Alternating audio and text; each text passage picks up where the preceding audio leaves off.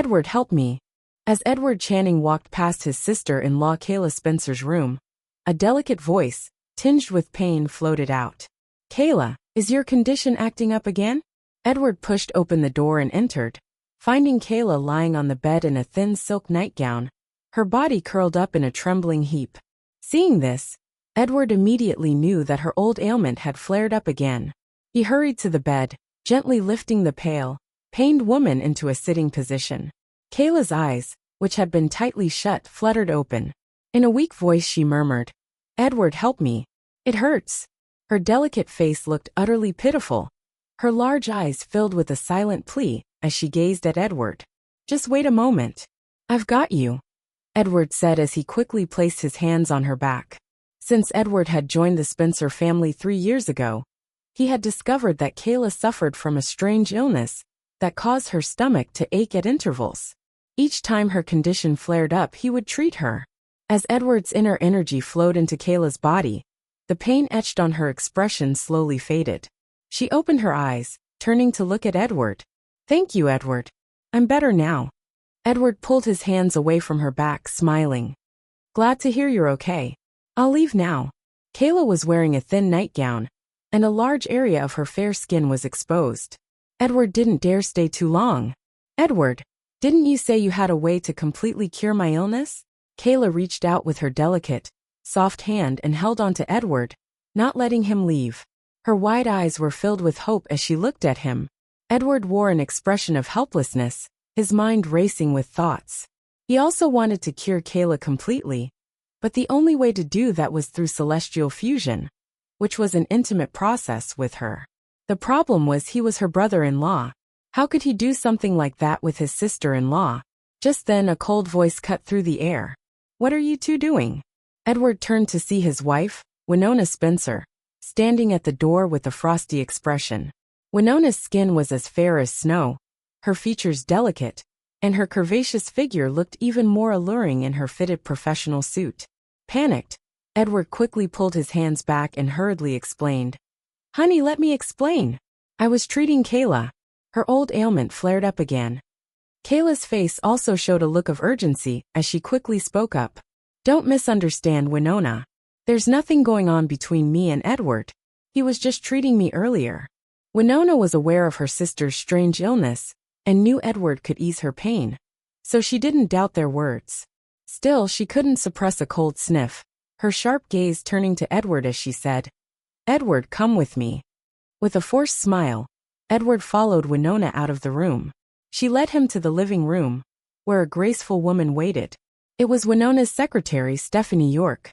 "Sign these divorce papers," Winona said as she flopped down onto the sofa, her arms crossed over her chest, lost in thought. Stephanie tossed the papers into Edward's hands, her eyes gleaming with derision as she sneered at him. Edward blinked in surprise at the mention of a divorce, his gaze falling to the papers in his hands. "Honey, I swear, there's nothing between me and Kayla. We're innocent." Edward's voice edged with desperation as he tried to explain to Winona. He figured Winona must have misunderstood, which was why she was suddenly bringing up divorce. Stephanie's glare hardened at Edward's words. She pointed a finger at him, fury in her eyes as she spat. "Edward Channing, you really are a piece of work.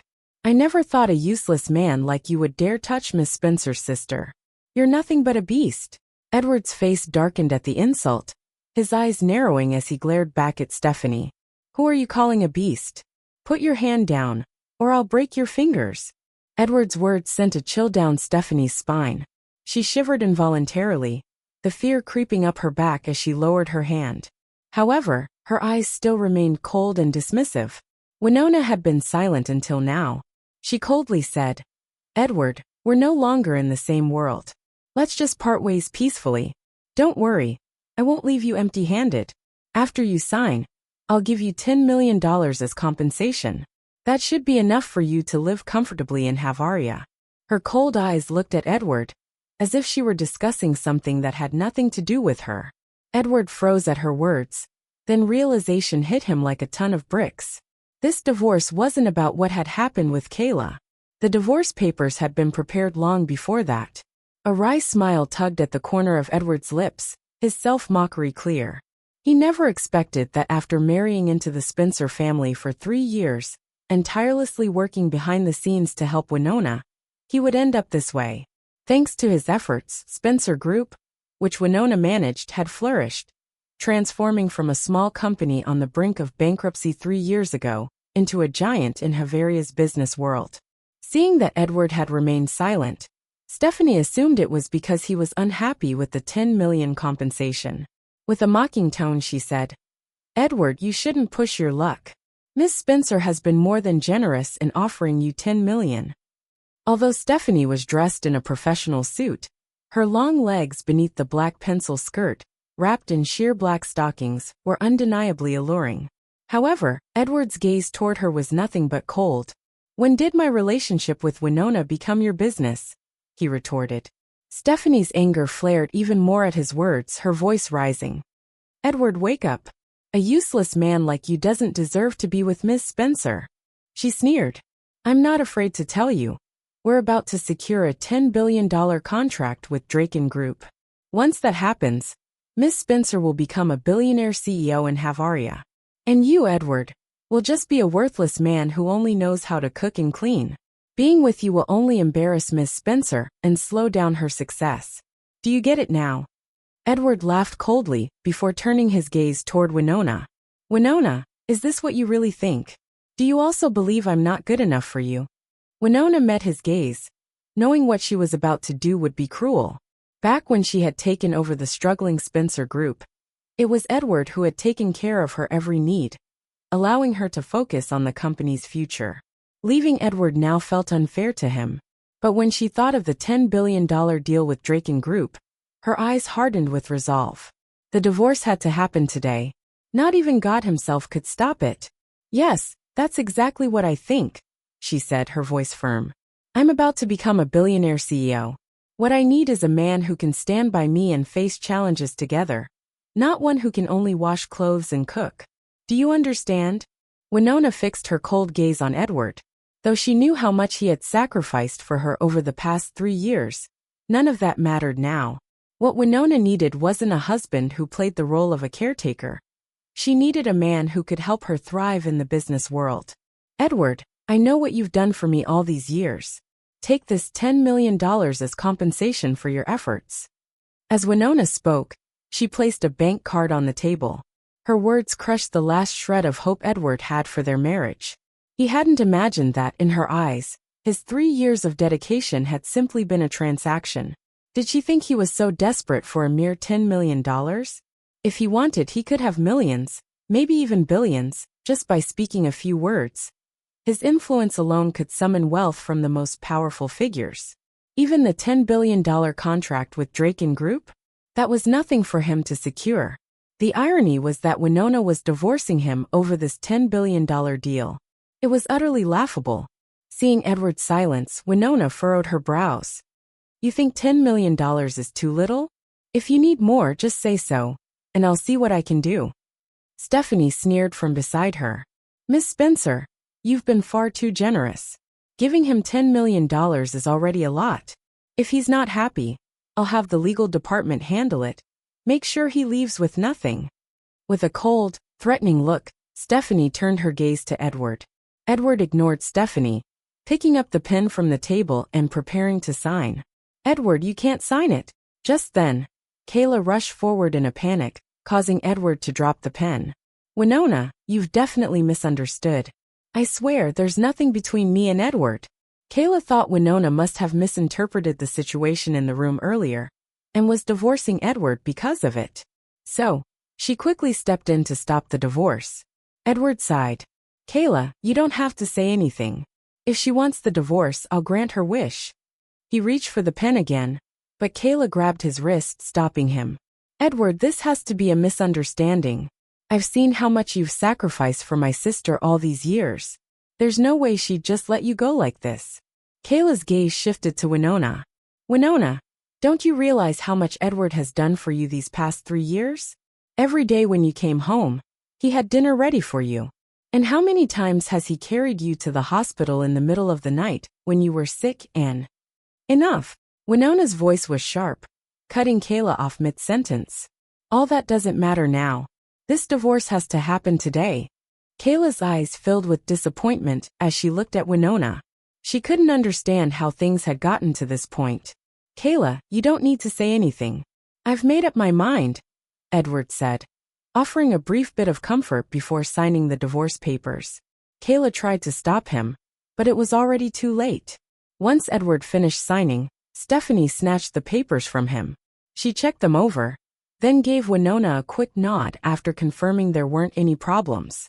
Winona stood up, taking up the bank card from the table and handing it to Edward. This $10 million is yours. And the house too. If you want to stay, you can. Smack! Edward raised his hand and sent the card flying out of Winona's grip. His voice was cold as he spoke. I don't need your money, but you're right about one thing. We're not from the same world. The only difference is, I'm the one you'll never reach, the one you'll always look up to. Don't worry. I'll pack my things and leave. I don't need a single thing from you, Winona Spencer. Winona froze, surprised. She hadn't expected him to be so dignified, to turn down the money with such resolve. Stephanie walked over, scooping up the card from the corner with a sneer. Edward, you were lucky that Miss Spencer even offered you $10 million. Since you want to act like a big shot, though, it's not for you anymore. Edward sneered. It's just $10 million. If I wanted it, I could get that much in a heartbeat. Stephanie laughed loudly, his eyes full of scorn. You really think you're that impressive, huh?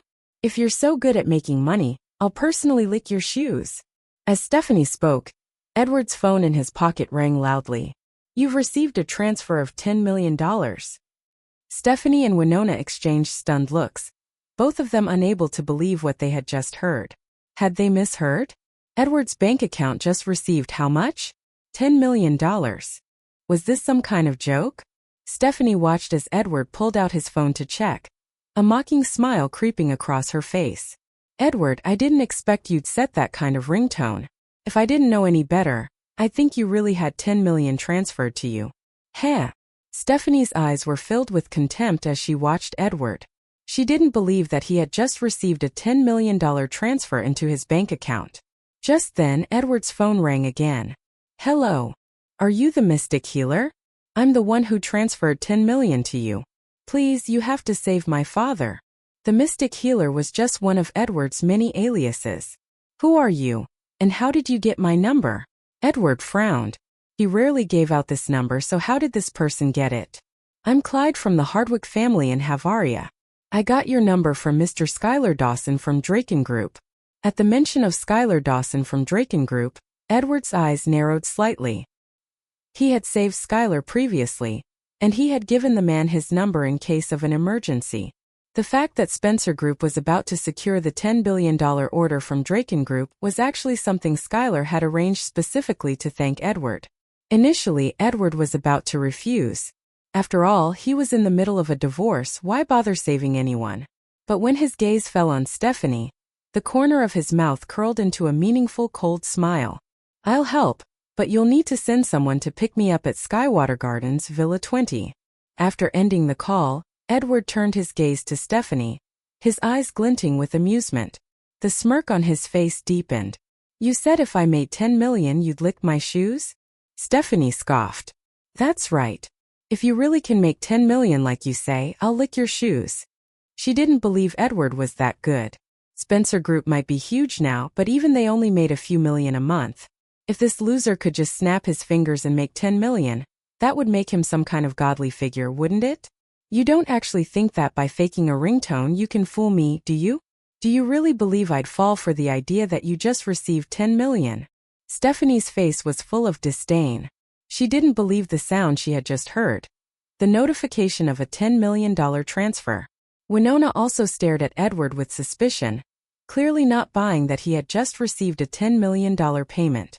After all, her company worked hard month after month for just a few million in profit. How could Edward, with his hands in his pockets, easily rake in $10 million? Impossible. Absolutely impossible. Winona also refused to believe that the notification of the transfer was real. She was more inclined to think that the sound she had heard was just the ringtone Edward had set up. Edward, I'm so disappointed in you, Winona said. Do you really have to use a ringtone like that to show off in front of me? She shook her head, her eyes filled with disappointment. Even if you had no money, I wouldn't look down on you. The reason I'm divorcing you is because you can't help me with my career. Edward froze for a moment, stunned by her words. When he finally understood what she was implying, it felt like a sharp sting in his heart. He never expected that the woman he had been married to for 3 years would see him in such a light. Could it be that, in her eyes, he was nothing more than a greedy, materialistic person? And her words were so ridiculous. She wasn't divorcing him because he didn't have money. She was leaving him because he couldn't help her in business. In the end, wasn't it still about money? Wasn't he simply not good enough because he couldn't match her wealth and status? Kayla couldn't stand the way Winona and Stephanie were mocking Edward. How can you treat my brother-in-law like this? She said, her voice rising in anger. Is it really such a hard thing to believe that he made 10 million? Kayla turned her glare on Winona, her face red with fury. I never thought you'd look at him like that, Winona. After everything he's done for you, it feels like it was all for nothing. Mark my words, you'll regret this. You'll regret divorcing him. Slap. Winona's face darkened as she raised her hand and slapped Kayla across the face. Get back to your room now, Winona snapped. You don't have a say here. Keep talking, and you won't be living here anymore. Kayla's words had struck a nerve, deeply hurting Winona's pride. Kayla held her cheek, her eyes red and filled with hate. She couldn't believe Winona had slapped her. Furious, she turned and stormed out of the room. Bang! The loud sound of the door slamming echoed through the house. Edward's gaze turned icy as he stared at Winona. That's your sister. Why would you hit her? Winona's expression turned cold. This is a family matter. It has nothing to do with you. Don't forget your place. From now on, the Spencer family's matters are none of your concern. Edward snorted coldly. However, he knew she was right. From this moment on, he had no ties to the Spencer family. Winona remained silent, her gaze filled with contempt as she looked at Edward. She was the CEO of Spencer Group, and soon, she would be partnering with Draken Group on a $10 billion project. After that, she would become the most powerful female CEO in Havaria. Edward was just a recently divorced man with no job. Without her, he was nothing.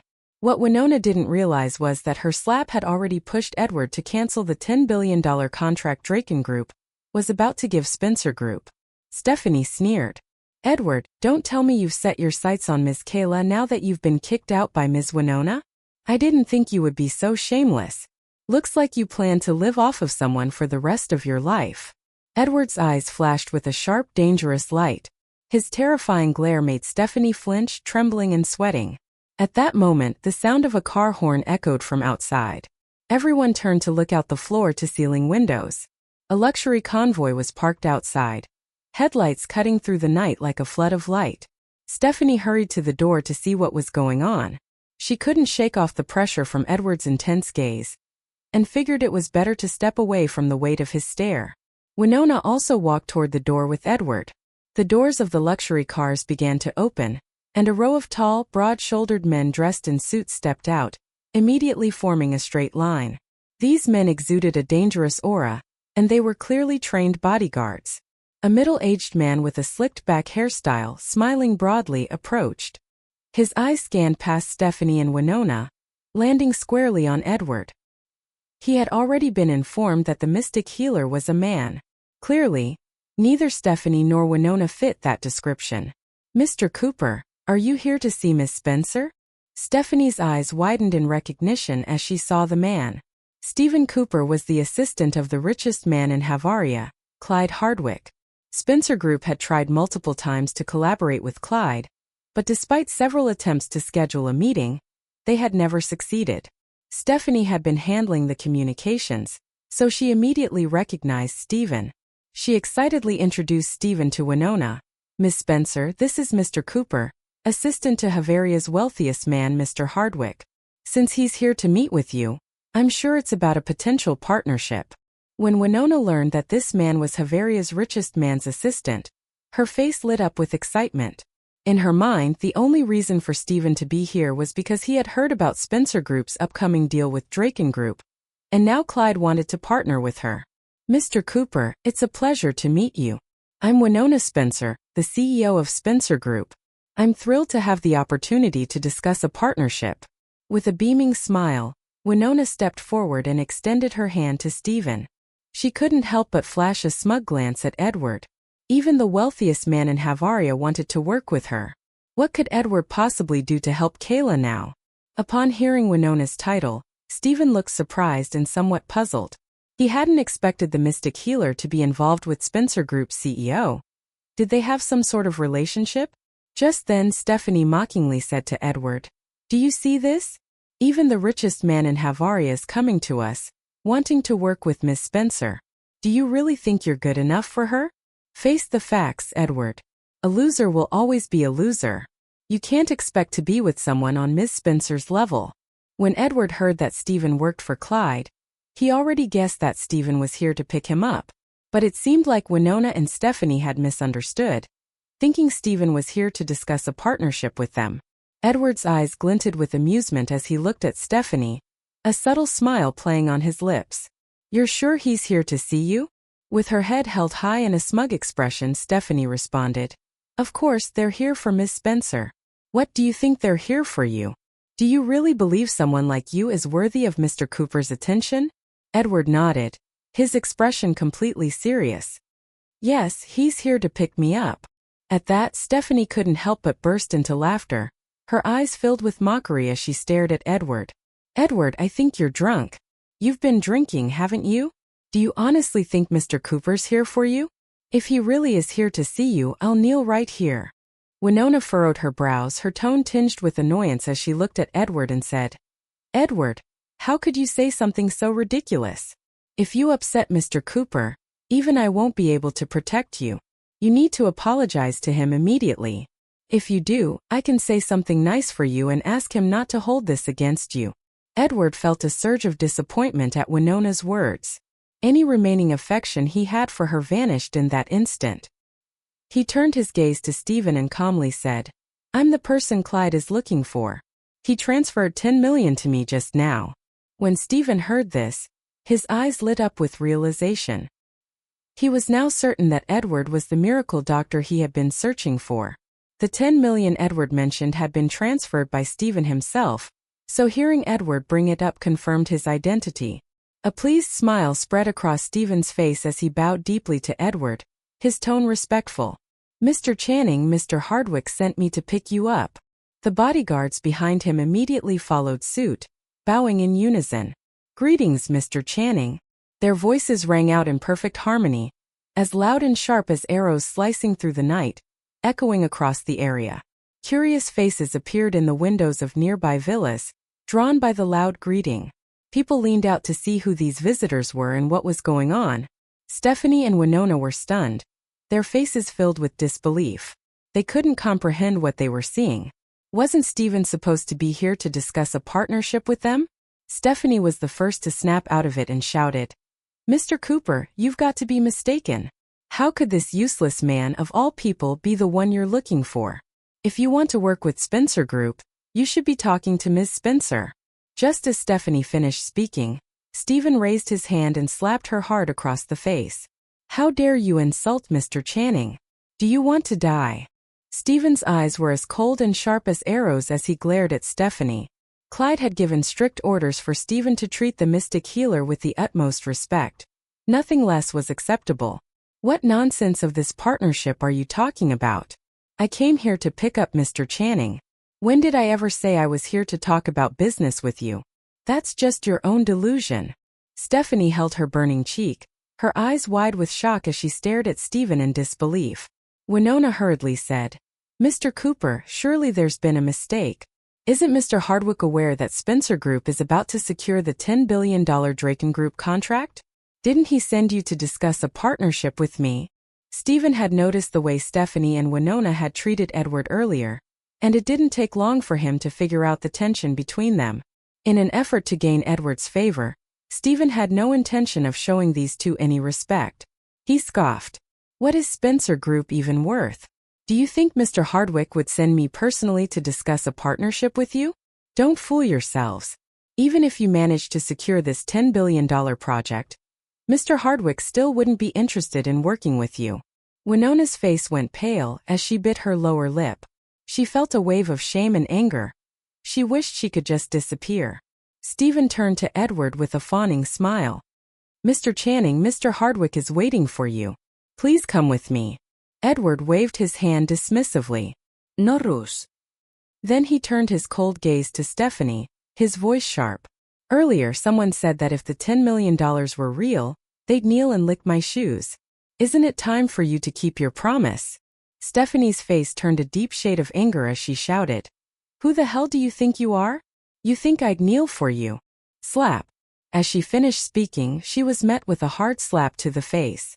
Again it was Stephen who struck her. Stephanie held her red and swollen cheek and stared at Stephen in disbelief. Mr. Cooper, why did you hit me? Stephen glared at her coldly. You insulted Mr. Channing. I could throw you into the sea to feed the fish if I wanted to. After all, Edward was someone who even Clyde had to treat with utmost respect. Stephanie was only a mere assistant. To dare insult him was nothing short of a death wish. When Winona saw one of her own being struck, her brows furrowed slightly. Mr. Cooper, don't you think you're overstepping? Stephen shot her a disdainful glance, his voice cold as he replied. If she doesn't kneel and apologize to Mr. Channing, I guarantee it won't just be her life at risk. Spencer Group will be finished.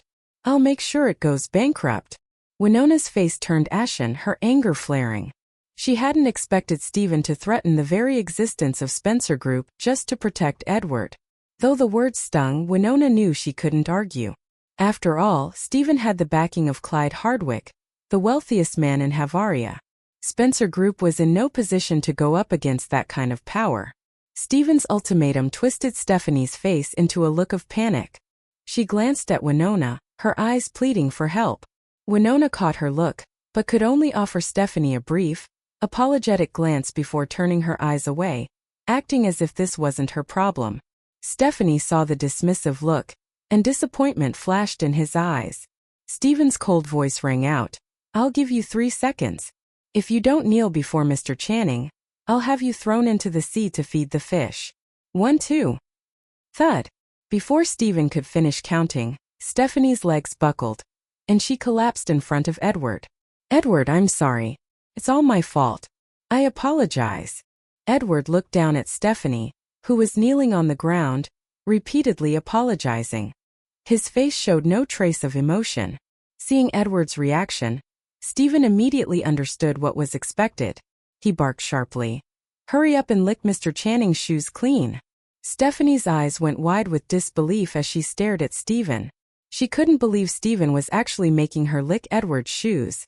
It would have been less humiliating if he had just killed her. Winona furrowed her brows looking at Stephen.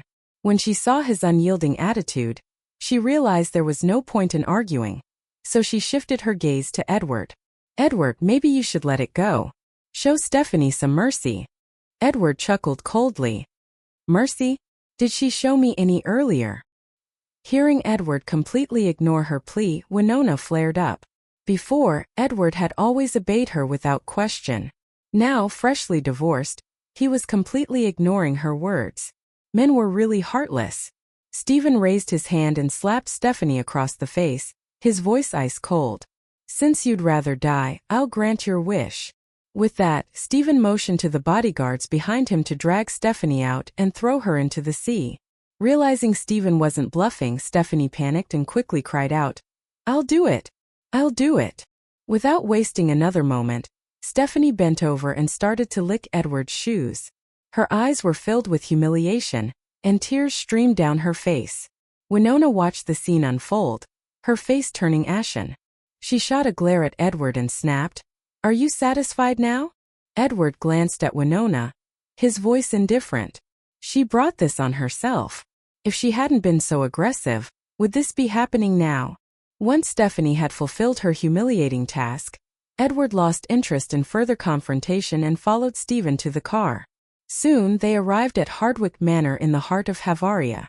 When Stephen opened the car door for Edward, a man in his 50s quickly stepped forward, extending his hand with a warm smile. You're the mystic healer, Dr. Channing, right? I'm Clyde. Please, I beg you to save my father. Edward responded coolly. Don't worry. Since I've accepted your payment, I'll give it my all. Lead the way. Hearing this, Clyde didn't dare to hesitate for a second. He quickly led Edward into a room. Inside, various medical devices beeped and buzzed, and the heart monitor displayed a steady, flat line. A group of doctors in white coats were frantically surrounding a pale elderly man on the bed, trying to revive him. Mr. Clyde, we've done everything we can. We can only offer our condolences. A middle-aged doctor with sharp eyes approached Clyde. He was Henry Cooper, the attending physician for Dylan Hardwick, Clyde's father. When Clyde heard the news, the world seemed to tilt beneath his feet.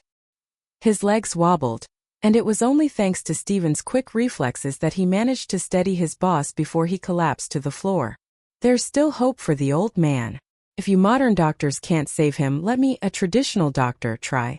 Move aside. Edward strode past the crowd and approached the bedside. After a quick glance at Dylan, he already understood the man's condition.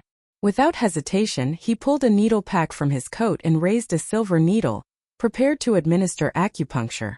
Stop! Henry rushed forward, blocking Edward. Who the hell are you, kid? Mr. Dylan has already stopped breathing. Are you really going to desecrate his body? The other doctors crowded around, trying to block Edward as well. Get out of my way. If you're going to keep me from saving him, you'll be the ones responsible. Edward's roar stunned them all into silence. Clyde finally regained his senses and shouted angrily, Get out of the way! If anyone dares stop Dr. Channing from saving him, I'll make sure they never set foot in Havaria again. At Clyde's command, the doctors reluctantly backed off, creating space for Edward. As the wealthiest man in Havaria, Clyde had the power to make good on his threats. Still, Henry was anxious and said, Mr. Clyde, Mr. Dylan's heartbeat and breathing have stopped. How can you still trust this kid? To Henry, Dylan was clinically dead. No heartbeat, no breath. In his medical opinion, it was already a confirmed death. Edward looked at Henry with disdain. Just because your modern medicine can't save him doesn't mean traditional methods can't. If you don't understand, shut up and stop embarrassing yourself. Henry's eyebrows shot up in anger, his eyes blazing with fury at Edward's words. How dare you say I don't understand? I'm a medical doctor with a PhD and a chief physician. How dare you say I don't understand? Edward's gaze shifted to Clyde. Do you still want to save your father? If you do, tell him to shut up. If not, I'll leave right now. Hearing this, Clyde glared at Henry, his gaze icy and intimidating. Henry Cooper, shut your mouth. If I hear another word from you, I promise you won't live to see tomorrow. A flicker of fear crossed Henry's face. He knew all too well how powerful Clyde was. If Clyde truly wanted him dead, it wouldn't be difficult in the slightest. Umph. Henry shot Edward a resentful glare, and let out a cold snort. Then he stepped aside, not daring to utter another word. But his eyes remained filled with mockery and disdain as he watched Edward. He wanted to see what kind of miserable end awaited Edward when he inevitably failed to save Dylan. When that happened, Clyde's wrath would come crashing down on Edward, and he would probably end up dumped in the sea as fish food. However, Clyde looked at Edward with desperate hope. His tone was respectful, almost pleading. Dr. Channing, I'll leave everything to you. Please, you have to save my father. Edward said nothing. His gaze shifted back to the old man. In the next instant, his silver needles pierced 9 critical acupoints with lightning speed. Edward's fingers moved swiftly over the 9 needles, tapping each one. Soon, the needles began to vibrate in a synchronized rhythm, as if resonating with some unseen force. Anyone with knowledge of traditional medicine would have immediately recognized this technique. It was none other than the long-lost 9 needles of revival. Legend had it that the 9 needles of revival was a technique created by Benedict Quinton, the famed physician of old. It was said to have the power to bring the dead back to life. However, as time passed, the method was lost to history, surviving only as vague mentions in ancient medical texts. Henry watched Edward with cold skepticism.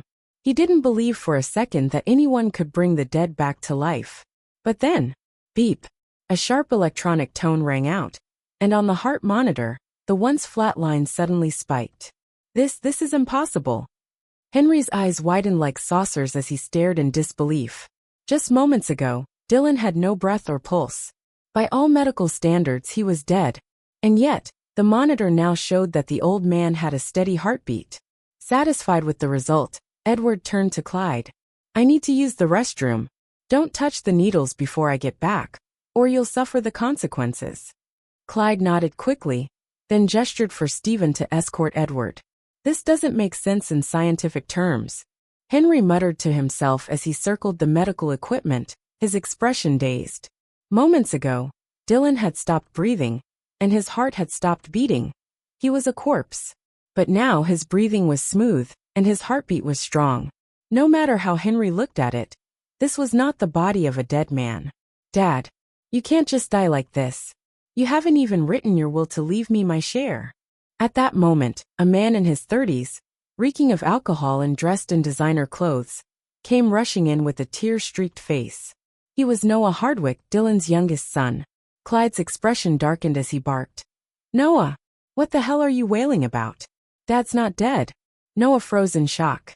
Wait, what? Clyde, are you serious? Dad's still alive. Clyde's eyes narrowed as he stared Noah down. The stench of alcohol hit him, and he could already guess where his younger brother had been before this. He had half a mind to slap him across the face, but managed to hold back. Noah finally turned toward the bed and hurried over. Seeing the medical monitors displaying stable vitals, he let out a small breath of relief. But the moment his gaze landed on the silver needles sticking out of his father's body, his expression twisted in anger. Who the hell stuck all these needles in my dad? Seeing Noah's sharp glare shift to him, Henry immediately raised his hands in defense. Mr. Noah, this has nothing to do with me. Some punk did it.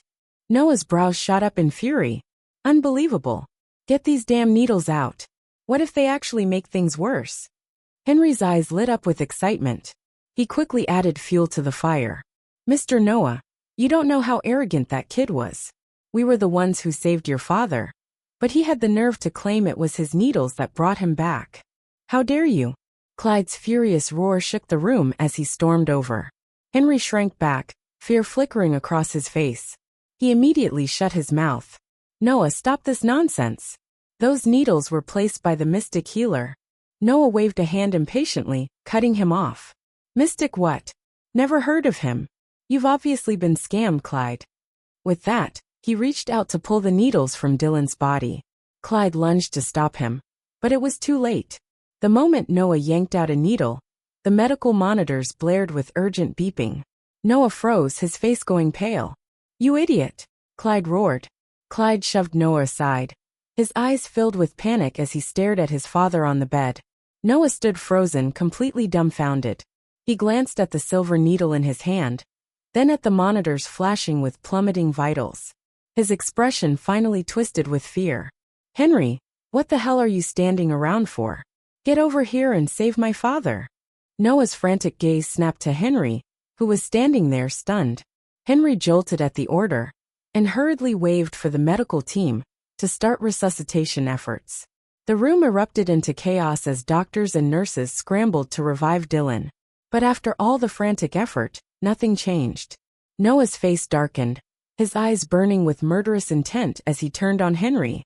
Didn't you just say you were the one who saved my dad? If you can't bring him back now, you're all dead. Cold sweat poured down Henry's face. His panic-stricken eyes darted to Noah as he stammered. I'm sorry, Mr. Noah. I was talking nonsense before. It wasn't me who saved him. Regret surged through him like a tidal wave. Why the hell had he tried to take credit for Edward's work? Now something had happened. He was screwed. If something really happened to Dylan, Noah would never let him walk out of here alive. What the hell is going on? A calm but sharp voice cut through the tension. Edward strode back into the room, his eyes narrowing at the blaring monitors. Confusion flickered across his face. He had stabilized Dylan before he left. Why had things suddenly taken a turn for the worse? Then he saw the silver needle clutched in Noah's hand, and his expression darkened instantly. Why did you pull out my needles? Didn't I say not to touch them before I left? Edward's tone was filled with dissatisfaction. He had already given clear instructions, yet someone still chose to ignore them. Did they not take him seriously? Did they think they could disregard Edward entirely? Clyde rushed forward, his face filled with desperation. Dr. Channing, please. You have to save my father. He knew the truth. Edward had brought his father back once. Now, only Edward could do it again. Noah's eyes flicked to Edward, realization dawning on his face. His voice turned arrogant as he sneered. So it was you who stuck those needles in my dad? Hurry up and save him.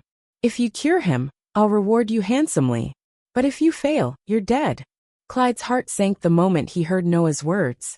Was that any way to ask for help? Sure enough, Edward's expression darkened. His eyes turned cold as he glanced at Noah, irritation flickering across his face. And whose bright idea was it to yank out my needles? Since you think you know better, why don't you handle it yourself? I'm done here. Then, he turned to Clyde and said flatly, I took your money, I did my job, and I saved your father.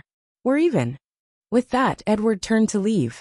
His mood was already in the gutter because of the divorce. And now he had to deal with a brainless idiot like Noah. He had no patience for this. Did they really think he was here for a lousy 10 million?